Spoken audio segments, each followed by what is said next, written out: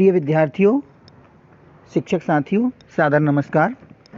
आप सभी का स्वागत है मेरे YouTube चैनल अपना इकोनॉमिक्स में। आज मैं आपके लिए लेकर आया हूं कक्षा 10वीं में वर्ष 2021 की परीक्षा हेतु जारी किए गए ब्लूप्रिंट के बारे में कुछ महत्वपूर्ण जानकारी। इस जानकारी में मैं आपको बताऊंगा कि किस विषय से कितने नंबर की अब परीक्षा होना है, किस भाग से कितनी परीक्षा, कितने नंबर की परीक्षा होना है। आइए शुरुआत करते हैं। हिंदी विशिष्ट।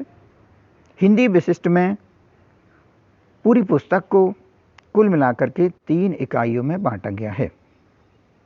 इसमें से कुल मिलाकर के 1 नंबर वाले 1 अंक वाले कुल 10 प्रश्न पूछे जाएंगे।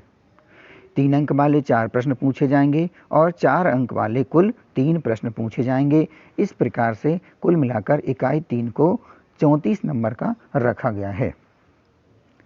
इकाइयों के नाम आप डिस्प्ले में देख सकते हैं। आपको यदि आवश्यक लगे तो आप स्क्रीनशॉट ले सकते हैं या वीडियो को रोक करके अपनी कॉपी में, अपनी पुस्तक में चिन्हित कर सकते हैं या कॉपी में नोट कर सकते हैं। इकाई 2 से देखते हैं कि इकाई 2 जो रखी गई है उसमें से भी 1 अंक के 10 प्रश्न पूछे जाएंगे, 3 अंक वाले 3 प्रश्न और 4 अंक वाले कुल 3 प्रश्न पूछे जाएंगे। इस प्रकार से इकाई 2 को 31 अंक का रखा गया है। इकाई 3 इसको 35 अंक नंबर का रखा गया है, जिसमें से 1 नंबर के 10 प्रश्न, 3 नंबर वाले 3 प्रश्न और 4 नंबर वाले 4 प्रश्न पूछे जाएंगे। यहाँ यह बात ध्यान जरूर रखना है कि अभी तक की परीक्षाओं में हिंदी विशिष्ट या ऐसे प्रश्न पत्र जो कि 100 नंबर के होते थे उनमें 25 प्रश्न विकल्प वाले होते थे, ऑब्जेक्टिव होते थे, वस्तुनिष्ठ होते थे। लेकिन इस वर्ष से कुल मिलाकर ऐसे 30 प्रश्न पूछे जाएंगे। अर्थात जिन विषयों में 100 नंबर की परीक्षा होती है, 100 नंबर का पेपर होता है, उनमें वस्तुनिष्ठ प्रश्न 30%, यानी कि यदि 100 नंबर का है तो कुल मिलाकर 30 प्रश्न पूछे जाएंगे। इसी प्रकार से 3 नंबर वाले जो प्रश्न रहेंगे वह 5 प्रश्नों में से कोई 3 प्रश्न हल करना अनिवार्य रहेगा। अभी तक यह रहता था कि आपको 2 नंबर, 3 नंबर, 4 नंबर या 5 नंबर के जो प्रश्न पूछे जाते थे उन सभी में आंतरिक विकल्प दिया रहता था। अर्थात यह दिया रहता था कि आप किन्हीं 2 प्रश्नों में से 1 प्रश्न को हल कर सकते हैं। लेकिन अब कुछ व्यवस्था बदल दी गई है। अब आपको जैसे 5 प्रश्नों में से कोई 3 प्रश्न हल करना अनिवार्य है, या 6 प्रश्न दिए रहेंगे उनमें से कोई 4 प्रश्नों को हल करना रहेगा।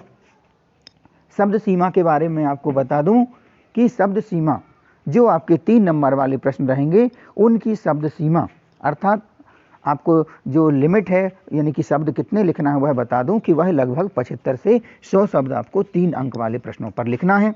जबकि जो प्रश्न 4 अंक के रहेंगे, विश्लेषणात्मक प्रश्न रहेंगे, उनमें आपको जो शब्द सीमा है वह 120 से लेकर 150 शब्दों के बीच में लगभग रखना है।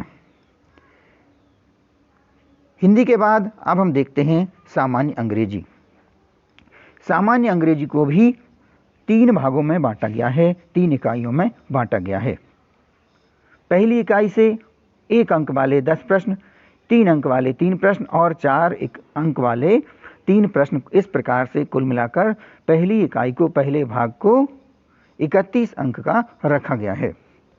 अगली इकाई को भी 31 अंक का रखा गया है। इसमें से भी प्रश्न संरचना या अंक विभाजन वैसे ही रहेगा। 1 अंक वाले 10 प्रश्न, 3 नंबर वाले 3 प्रश्न और 4 नंबर वाले 3 प्रश्न। इकाई 3 को 38 अंक का रखा गया है, जिसमें से 1 अंक वाले 10 प्रश्न, 4 अंक वाले 4 प्रश्न और 3 अंक वाले 4 प्रश्न पूछे जाएंगे।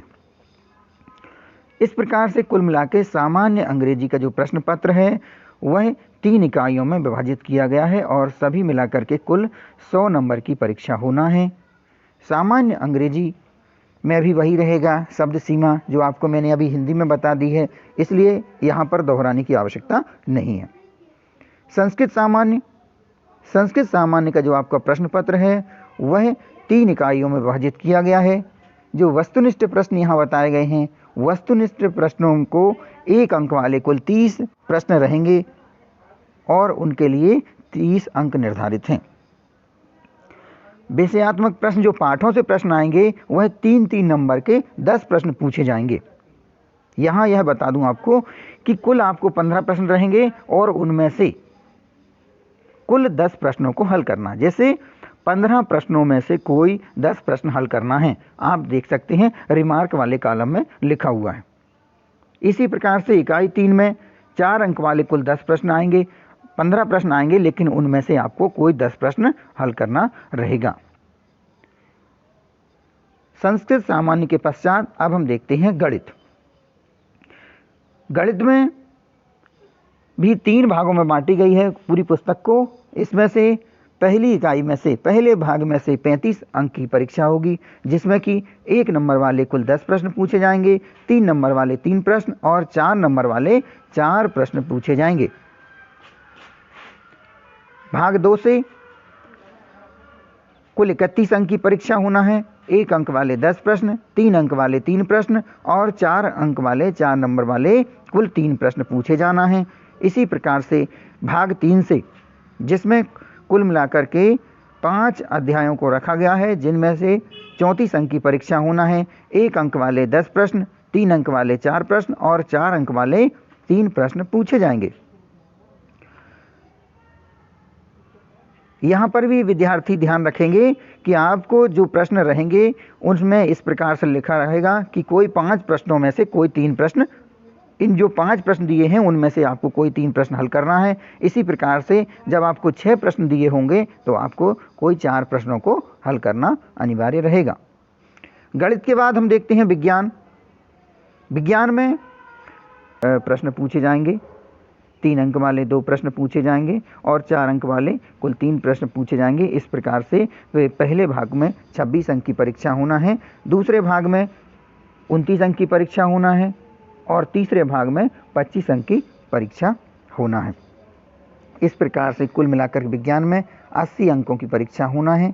यहाँ पर जो वस्तुनिष्ठ प्रश्न रहेंगे वह कुल मिलाकर 24 अंक के रहेंगे, यानी पहले भाग से 8 प्रश्न, दूसरे भाग से 8 प्रश्न और तीसरे भाग से भी 8 प्रश्न रहेंगे। जो 3 नंबर वाले प्रश्न रहेंगे उनकी संख्या भी 8 रहेगी और जो 4 नंबर के प्रश्न रहेंगे उनकी संख्या भी 8 रहेगी। अब हम देखते हैं सामाजिक विज्ञान। सामाजिक विज्ञान में भी 3 भागों में बांटी गई है पुस्तक को। इसमें से पहले भाग से 45 अंक की परीक्षा होना है, जिसमें 1 अंक के 10 प्रश्न, 3 अंक के 5 प्रश्न और 4 अंक के 5 प्रश्न पूछे जाएंगे। भाग 2 से, इकाई 2 से कुल 31 अंकों की परीक्षा होना है, जिसमें से 1 अंक के 10 प्रश्न पूछे जाएंगे, 3 अंक वाले 3 प्रश्न और 4 अंक वाले 3 प्रश्न पूछे जाएंगे।